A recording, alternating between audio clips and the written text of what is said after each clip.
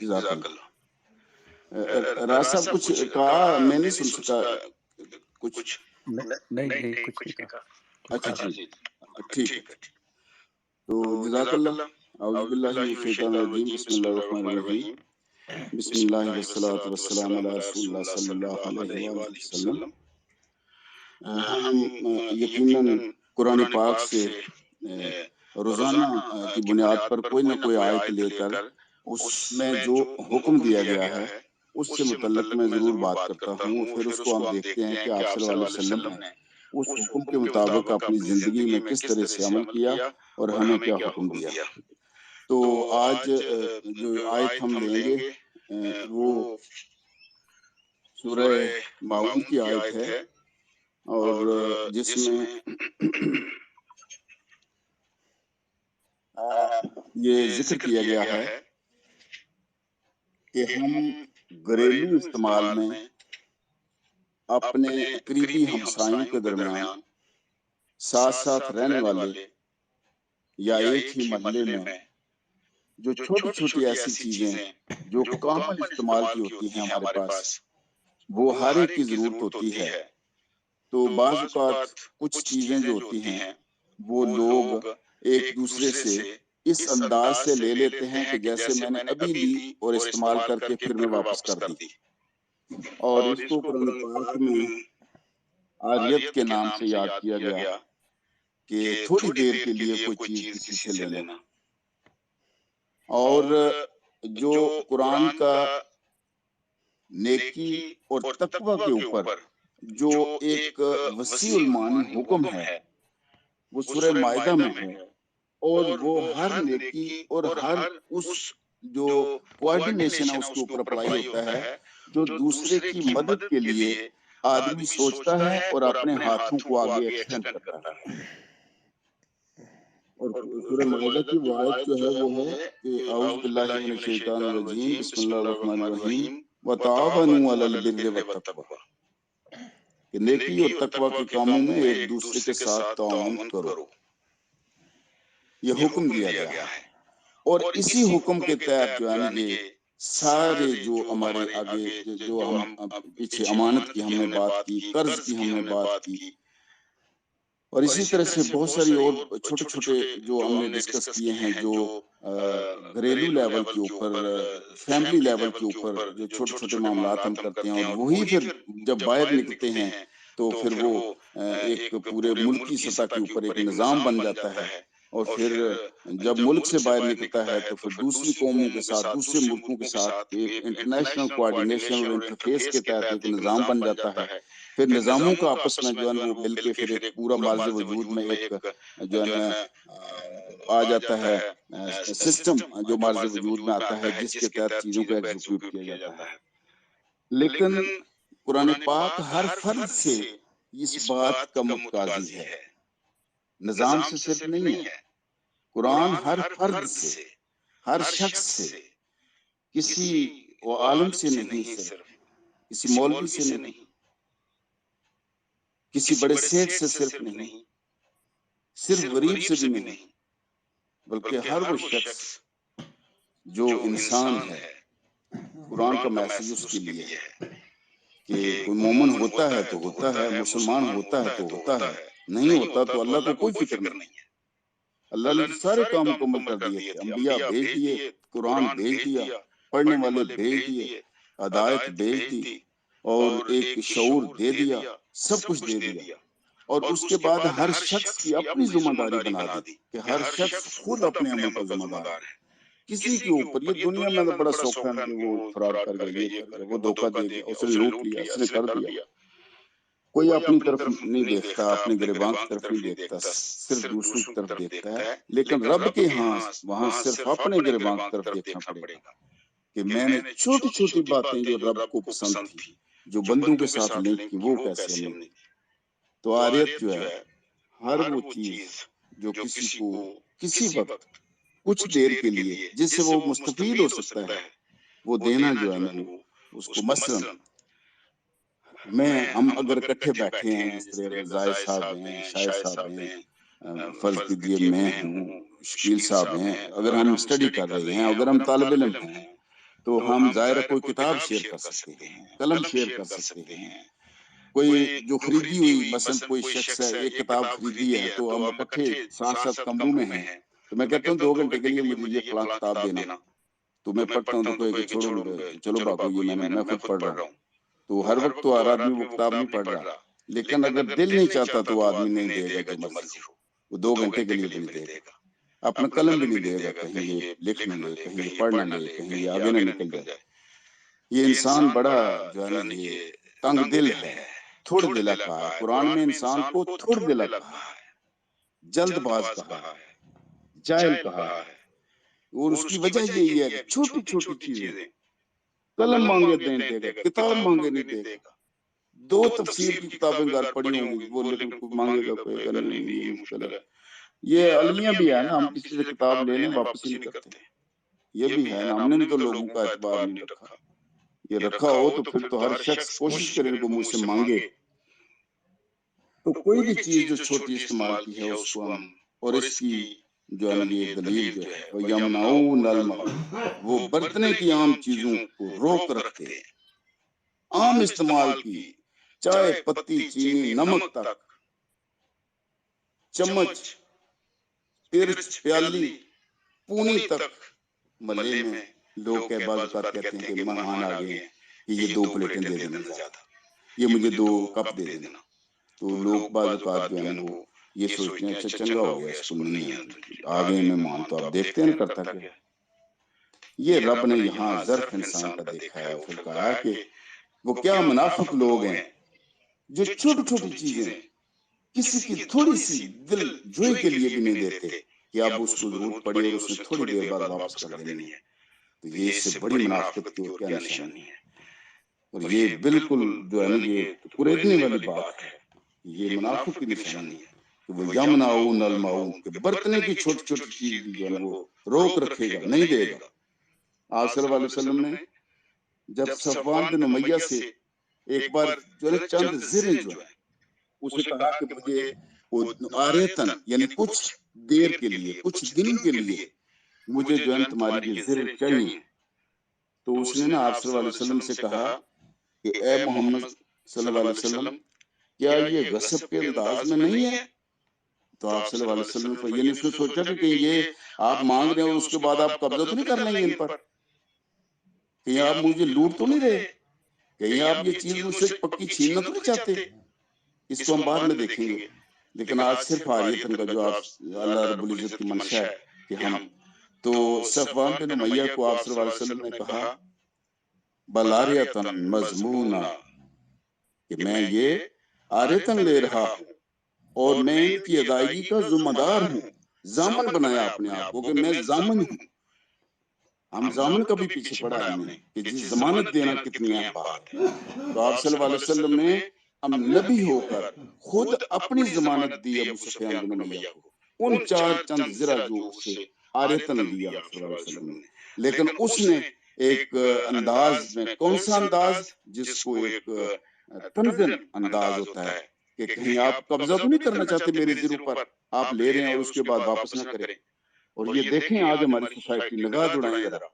کہ آج کل لوگ بعض اوقات مینج کر کے کسی سے کوئی چیز لیتے ہیں کہ اس سے لیں اور اس کو کبھی واپس نہ کریں، لیکن بعض اوقات لوگ تو دے دیتے ہیں، وہ جو جانتے ہیں کہ یہ رب کا حکم ہے اور وہ سنت سمجھ کے، آپ اللہ رب العزت کا حکم سمجھ کے، آپ صلی اللہ علیہ وسلم کی سنت سمجھ کر کہ یہ آریتن دینے جو آپ صلی اللہ علیہ وسلم کو پسند تھا، یہ حکم ہے، تو لوگ کرتے ہیں، لیکن بہرحال ناعقبت اندیشی ہے ہماری کہ ہم بعض اوقات مینج کر کے لوگوں کے اعتبار کو جو ہے نا وہ ضائع کر دیتے ہیں، اور پھر اور لوگ بھی جو مستفید ہو سکتے ہیں وہ بھی محروم ہو جاتے ہیں۔ آپ صلی اللہ علیہ وسلم کا ایک فرمان ہے کہ اونٹ گائے اور بکری والا اگر ان کے حقوق ادا نہیں کرتا تو قیامت کے دن ایک صاف میدان میں اسے بٹھایا جائے گا اور کھر والے جانور اسے اپنے کھر سے اور سینگ والا سینگ سے مارے گا۔ تو آپ صلی اللہ علیہ وسلم سے پوچھا گیا کہ ان کے کیا حقوق کیا ہیں، جانوروں کے حقوق کیا ہیں؟ ظاہر ہم تو انسانوں کے حقوق سے آ رہی ہیں سمجھنے کے لیے، سوچنے کے لیے، تو آپ صلی اللہ علیہ وسلم نے تو یہ کہا کہ یہ جانور جو ہمارے پاس ہیں، ہمارے رحم و کرم پر ہیں، ہمارے نزدیک ہیں، ارد گرد ہیں، ہماری ملکیت میں ہیں، ان کے بھی ہم ذمہ دار ہیں کہ اگر ہم ان کا خیال نہیں رکھتے، ان کے نہیں سوچتے، ان کے حقوق کا خیال نہیں رکھتے، ان کے کھانے پینے کا خیال نہیں رکھتے، ان کو بیجا مارتے دوڑاتے ہیں اور ان سے جو فائدے حاصل کرتے ہیں ان فائدوں میں دوسروں کو شریک نہیں کرتے، مثلا اگر کوئی دودھ دینے والا جانور ہے تو اس کا دودھ کبھی کبھی جو ہے نا وہ دوسروں کو آفر کر دینا چاہیے، یہ بڑا ضروری ہے۔ اور گاؤں میں نے دیکھا کہ ایک بڑی روایت ہے کہ لوگ کبھی کبھی جو گائے بھینس جو بھی ہو اس کا دودھ اپنے قریب ترین جو محلے کے گاؤں والے لوگ ہیں رشتہ داروں کو بھی بعض اوقات اس میں سے شروع کے سارے دنوں میں ہفتہ ڈیڑھ دو ہفتے کنٹینیوسلی جو ہے نا وہ لوگ وہ سارے کا سارا دودھ کبھی ایک گھر کبھی دوسرے گھر کبھی تیسرے گھر۔ میری چچا داد بہن ہے تو اس نے ایک ہفتہ پہلے برنالہ جو گاؤں ہے وہاں سے دودھ اپنی گائے کا میرپور میرے گھر بھیجا پورے ایک دن کا کہ یہ بھائی کو دینا۔ تو میں یہ سوچ کے میں نے کہا دیکھیں یہ وہ ہے جو آپ صلی اللہ علیہ وسلم نے کہا کہ جانوروں کے یہ بھی حقوق ہیں کہ ان کے جو فائدے ہیں وہ صرف اسی شخص تک محدود نہ رہیں بلکہ اس کے جو فائدے ہیں وہ دوسروں تک بھی جائیں، اور یہ شکایت جانور قیامت والے دن بھی کرے گا اللہ رب العزت سے کہ یہ وہ شخص ہے جس کی ملکیت میں تھا لیکن اس نے مجھے پابند کر کے رکھا اور اس نے دوسروں کا خیال نہیں کیا، دوسروں کو اپنے شامل نہیں کیا۔ یہی وجہ ہے کہ اسکولوں میں اکثر ہم نے دیکھا ہے کہ بچوں میں جو اچھے اسکول ہیں جو تربیت کا بندوبست کرتے ہیں وہ چھوٹے بچوں کو سکھاتے ہیں کہ شیئرنگ از کیئرنگ، کہ جو ہم شیئر کرنا سیکھیں، شیئر کرنے سے ہی کیئر ہوتی ہے لوگوں کی اور لوگ پسند کرتے ہیں، اس طرف آتے ہیں۔ اور جو شیئر ہم نہیں کرتے تو ہم ایک دوسرے سے کوآرڈینیشن وتعاونوا علی البر والتقوی اس سے دور ہوتے جاتے ہیں۔ تو یہ شیئرنگ اور کیئرنگ جو ہے نا یہ نیکی میں جب آ جاتی ہے تو یہ سورہ مائدہ کی اسی آیت کا ایک خلاصہ بن جاتا ہے، شیئرنگ از کیئرنگ۔ تو یہ جو ہے نا آرتن جو چیز ہے یہ دوسروں کو دینا۔ اچھا اس کے بارے میں ظاہر ہے چھوٹی چھوٹی ایسی باتیں ہمیں ہونا چاہیے پتہ کہ کس کس طرح سے کہ اگر کوئی فرض سے کہ اگر ایک انسان ہے مجبور ہے اور اسے شدید ضرورت ہے اور مالک اس چیز سے بے نیاز ہے، وہ اس کی ضرورت نہیں ہے تو اسے اس کی ضرورت نہیں ہے اگر تو اسے آرتن دینا لازم اور واجب ہو جاتا ہے۔ یعنی قرآن کے حکم کے مطابق ایک چیز میرے پاس ہے اور میرے ہمسائے میں کسی کو ضرورت ہے، میرے صلہ رحمی میں کسی کو ضرورت ہے، میرے دوستوں میں ایون کسی کو ضرورت ہے اور میں سمجھتا ہوں کہ وہ اچھے اعتبار والے دوست ہیں۔ جس طرح اس دن زاہد صاحب نے پوچھا تھا نا کہ پہلے ہی پتا ہو کہ بندہ اور چکروں میں پڑا ہوا ہے ایسے بس خالی جو کیپرس یعنی اپنی ترنگ میں ہے، تو ایسے لوگ نہیں، ان کو تو انکار کرنا بہتر ہے، اور لیکن انکار بھی اچھا، اچھے انداز سے انکار کہ بھائی میرے اپنے پرابلم ہے، میں یہ پروجیکٹ شروع کرنے والا ہوں اس کو، تاکہ وہ برم رہے۔ لوگوں کا برم رکھنا، دین برم بھی رکھتا ہے لوگوں کا، یہ نہیں ہے کہ منہ پہ دے مارا، ایسا بھی نہیں ہے، دین ایسا نہیں کہتا۔ دین کہتا ہے کہ آپ بڑے اچھے انداز سے، تو یہ بھی ہو گیا کہ جی اگر نہیں ہے تو پھر یہ لازم ہے، واجب ہے۔ اور مباح چیز آرتن دی جائیں تو ظاہر ہے دینی چاہیے۔ مباح سے مراد یہی ہے کہ کوئی ایسی چیز کسی کو نہ دیں جس کے اثرات اور جس کا امپیکٹ اور جس کی آؤٹ کم جو ہے وہ مکروہ ہے، حلال نہیں ہے، اور معاشرے میں اس کی وجہ سے کوئی برائی پھیل سکتی ہے، لوگ راستے سے ہٹ سکتے ہیں، برائی کی طرف جا سکتے ہیں، نئی کوئی جہت ان کے ذہن میں آ جاتی ہے، تو ایک ایسا تسلسل اس میری دینے کی وجہ سے قائم ہو سکتا ہے۔ تو پھر یہ پابندی لگا دی کہ مباح چیزیں جو ہیں وہ شیئر کریں، حلال چیزیں جو ہیں وہ شیئر کریں، تاکہ جو لوگ جو اس سے مستفید ہوں ان کو بھی وہ میسج جائے کہ وہ بھی اپنی جائز اور جو مباح چیزیں وہ لوگوں کو وہ دیں۔ اور ظاہر ہے کہ ایک چیز جو ہے ہر آدمی جو ہے سوچتا ہے، اور یہ بھی یہ کہا گیا ہے اور یہ ہے شریعت میں کہ اگر کوئی شخص کوئی ہمسایہ بھی ہے، رشتہ دار بھی ہے، دوست ہے، اگر کوئی مانگتا ہے کوئی چیز تو آپ اگر کچھ سمجھتے ہیں کوئی چیز مہنگی ہے اور یونیک ہے اور مجھے بعد میں اس جیسی شاید نہ مل سکے، تو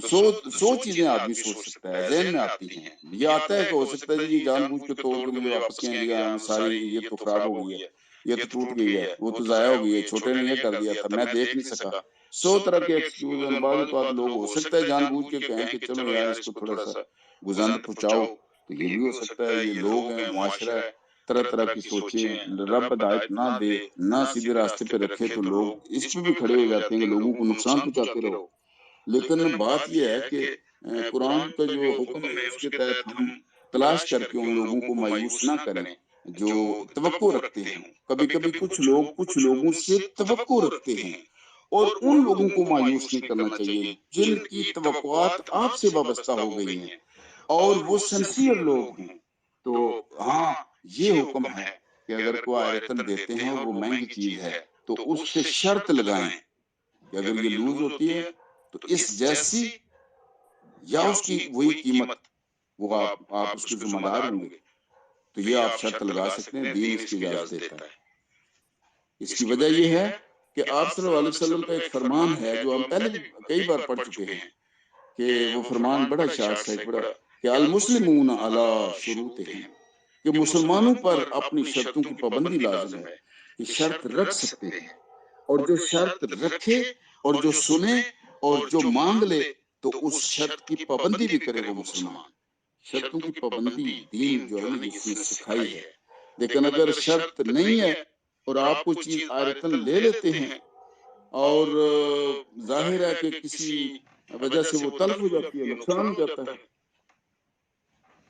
تو پھر ویسے تو یہ ہے کہ کوئی چھوٹی موٹی چیز اگر ہے تو دو طرح کی ہوتی ہیں، ایک کیا ہے کہ جو کنزیومیبل آئٹمز ہیں، ایک ہے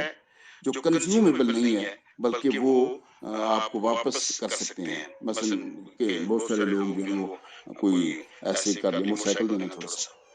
موٹر سائیکل کنزیومیبل نہیں ہے، چینی پتی سے نمک یہ کنزیومیبل ہے،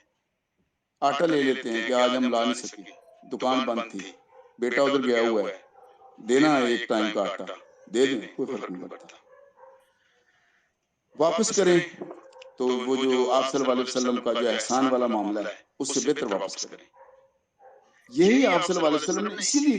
یہ ثابت کیا اپنے عمل سے کہ اونٹ لیا لیکن جب واپس کیا تو اس سے بہتر اونٹ واپس کیا، جو لیا تھا اس سے بہتر، تاکہ امت کو کم از کم کوئی بہتر چیز دیتے ہوئے پریشانی نہ ہو۔ وہی چیز آپ اسی طرح کی واپس کر سکتے ہیں، لیکن اگر اس سے بہتر کریں تو یہ بڑی مشابہت ہے وہ دین کی اس حکم سے جو آپ صلی اللہ علیہ وسلم نے خود ایکسرسائز کیا۔ لیکن ظاہر ہے کہ اگر شرط نہیں ہے تو کوئی چھوٹی موٹی چیز ہے تو اس کو واپس کرنے کی ضرورت نہیں ہے، لیکن اگر کوئی سمجھتا ہے تو وہ بندہ کہہ سکتا ہے کہ یہ احتیاط کرنا۔ لیکن اگر یہ ثابت ہو جائے کہ کسی شخص نے اپنے جان بوجھ کے لاپرواہی سے اس کو ضائع کیا ہے تو اس سے لینا بھی ضروری ہے۔